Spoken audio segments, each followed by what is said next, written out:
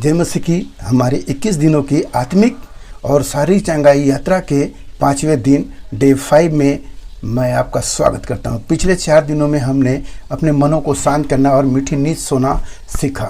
आज हम एक ऐसे विषय पर बात करने जा रहे हैं जिसे अक्सर लोग छुपा कर रखते हैं, जिसके बारे में कोई खुलकर बात नहीं करता, और वो है डिप्रेशन, उदासी और अकेलापन।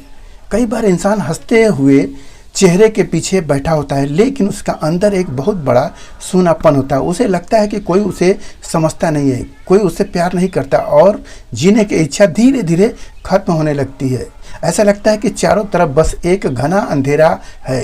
लेकिन मेरे प्रिय भाई, मेरी प्यारी बहन, आज मैं आपसे कहना चाहता हूँ, आप अकेले नहीं हैं। आज इस वीडियो के अंत तक वो भारीपन आपके जीवन से हटने जा रहा है। एक कहानी, काली छतरी का भ्रम। प्रार्थना में जाने से पहले मैं आपको एक मानसिक स्थिति को समझाने वाली एक छोटी सी कहानी सुनाना चाहता हूँ।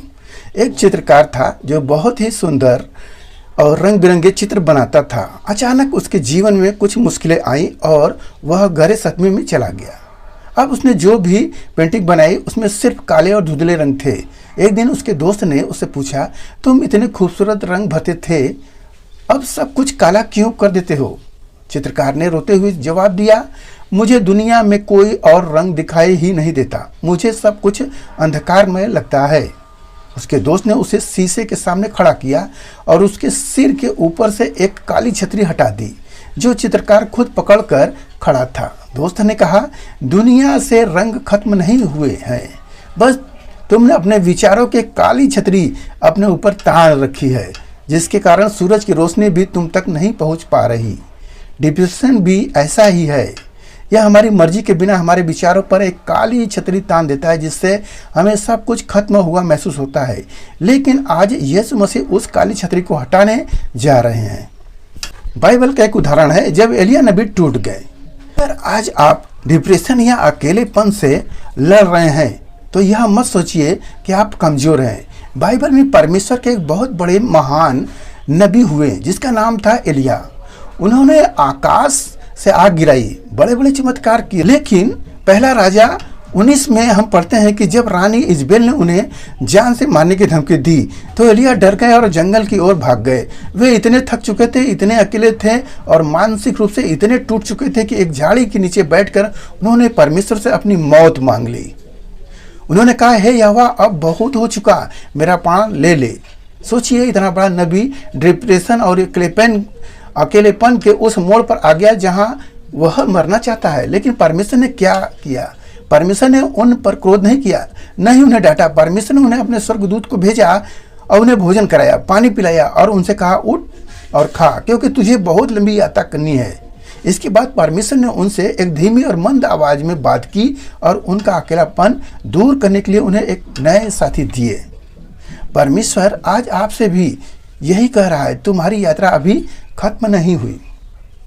आइए आत्मिक संदेश और वचन। परमेश्वर का वचन डिप्रेशन के गर्त में गिरे हुए लोगों के लिए बहुत बड़ा सहारा है। वचन संहिता 34:18 में लिखा है, यहोवा टूटे मन वालों के समीप रहता है और पिसे हुए लोगों का उद्धार करता है। जब आप खुद को सबसे अकेला महसूस करते हैं, जब कमरे का कोना आपका साथी बन जाता है, तब ब्रह्मांड का राजा आपके सबसे करीब होता है। यशायाह 43:2 में प्रभु कहता है, जब तू जल में होकर जाए मैं तेरे संग रहूंगा। परिस्थितियां चाहे कितनी भी अंधकार मैं क्यों न हो, यीशु का हाथ आपके हाथ में है। डिप्रेशन और अकेलेपन से मुक्ति की प्रार्थना। आइए इस समय हम उस परमेश्वर की ओर देखें जो टूटे हुए मनों को जोड़ता है। अपनी आंखों को बंद करें, अपने हाथों को अपने सीने पर रखें और महसूस करें कि आप अकेले नहीं हैं। यीशु आपके कमरे में मौजूद है। आइए प्रार्थना करें। हे जीवित, दयालु और सर्वशक्तिमान पिता परमेश्वर, हम इस समय यीशु मसीह के पवित्र और जीवित नाम से आपके सामर्थी सिंहासन के सामने आते हैं। प्रभु, मैं इस समय विशेष रूप से अपने उस भाई, अपनी उस बहन के लिए प्रार्थना करता हूं जो इस समय उदासी, डिप्रेशन के गहरे गड्ढे में बैठे हैं। पिता, जिनका मन अंदर से रो रहा है, जो अकेलेपन के बोझ से दबे जा रहे हैं और जिन्हें चारों तरफ सिर्फ अंधेरा दिखाई दे रहा है, यीशु मसीह नासरी के नाम से मैं आज हुक्म देता हूं, उस हर एक डिप्रेशन की आत्मा को, हर एक सुसाइड, आत्महत्या के विचारों को उस अकेलेपन के भारीपन को इनके जीवन से छोड़कर चली जाए। हे पिता, अपने पवित्र आत्मा का उजाला इनके मन के अंधकार में चमका दीजिए। इनके टूटे हुए दिल पर अपनी चंगाई का मरहम लगाइए। इन्हें यह एहसास दिलाएं कि आपने इन्हें कभी नहीं छोड़ा है। जो पिसे हुए मन के साथ इस वीडियो को देख रहे हैं, उन्हें एक नई आशा, एक नई उमंग और जीने की नई वजह दीजिए। आपके वचन का आनंद इनके जीवन में वापस लौट आए।